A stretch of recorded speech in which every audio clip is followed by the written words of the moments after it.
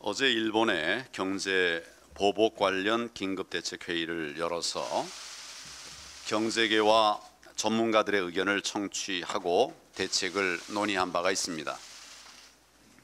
예상대로 경제계는 현재 상황을 크게 염려하고 있었고, 전문가들은 개별 기업이 풀기 어려운 문제인 만큼 정부가 시급하게 나서서 해결해야 한다는 의견들을 주셨습니다. 이대로 가면 우리 경제에 엄청난 타격이 될 것이고, 우리에게 시간이 얼마 없다는 것이 공통된 견해였습니다. 이러한 상황을 감안할 때 일본의 경제 보복이 확대되고 또 장기화될 가능성이 높다는 것입니다.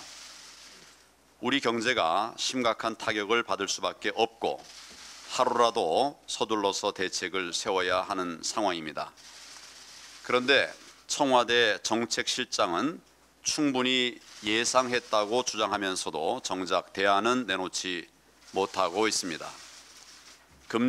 금융위원장은 일본이 돈을 걷어가도 다른 데서 빌리면 된다는 그런 이야기를 하고 있습니다. 전혀 현실적이지 않은 수입선 다변화나 소재 부품 국산화가 지금 당면한 위기의 해결책이 될 수 없습니다. 여당에서도 부랴부랴 특위를 만든다고 하는데, 의병을 일으키자는 식의 감정적 주장을 내놓는 것은 바람직하지 않습니다. 과연 이 시점에서 국민들의 반일 감정을 자극하는 것이 국익에 도움이 되겠나 하는 생각이 듭니다. 그나마 지금이라도 청와대 정책실장과 경제부총리가 기업 총수들을 만나서 의견을 수렴하고, 또 대통령도 모레 20대 그룹 총수들과 간담회를 가진다고 하니 좀 늦었지만 기대를 하고 있습니다.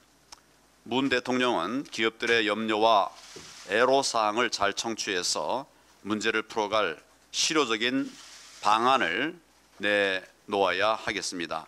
무엇보다도 이 문제가 결국 정치와 외교에서 비롯된 것인 만큼 정부 차원의 외교적 해법을 하루속히 마련해야 합니다. 우리 자유한국당은 정부가 올바른 방향의 해결책을 내놓는다면 국민과 나라를 위해서 초당적으로 협력하겠다는 말씀을 드립니다. 북한이 판문점 미북 정상회담을 앞두고 핵 관련 논의에서 한국이 빠지는 게 좋겠다는 의사를 미국 측에 전달했다고 합니다. 미국과 북한이 직거래를 하자는 것인데, 한마디로 통미봉남을 고착화하겠다는 의도로 보입니다. 판문점에서 문재인 대통령이 회담장에 앉지도 못했듯이 앞으로의 북핵 협상에서 우리가 완전히 배제되지는 않을까 염려할 수밖에 없는 상황입니다.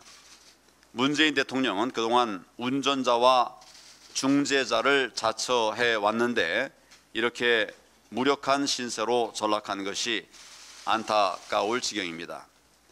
결국 미국, 북한 그 어느 쪽도 제대로 다루지 못하면서 큰 소리만 친 것이 아닌가, 그래서 이런 뜨거운 그런 결과가 나온 것이 아닌가 생각합니다.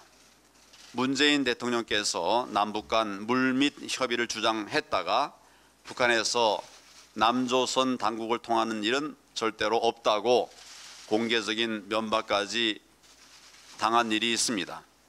비건 미국 국무부 대표도 그런 말을 왜 했는지 알 수 없다고 문 대통령의 발언을 부인했다고 하는데, 정말 우리 국민들 이걸 어떻게 생각을 하시겠습니까? 더욱 걱정이 되는 것은 지금 미국의 상황입니다. 내년 대선을 앞둔 트럼프 대통령이 ICBM 시험 중단과 핵 동결 수준에서 북핵 사태를 미봉하고 북한에 대한 제재를 풀 가능성이 제기되고 있습니다. 북핵을 머리에 이고 살아야 하는 우리 국민들의 입장에서 이런 상황을 어떻게 받아들일 수가 있겠습니까?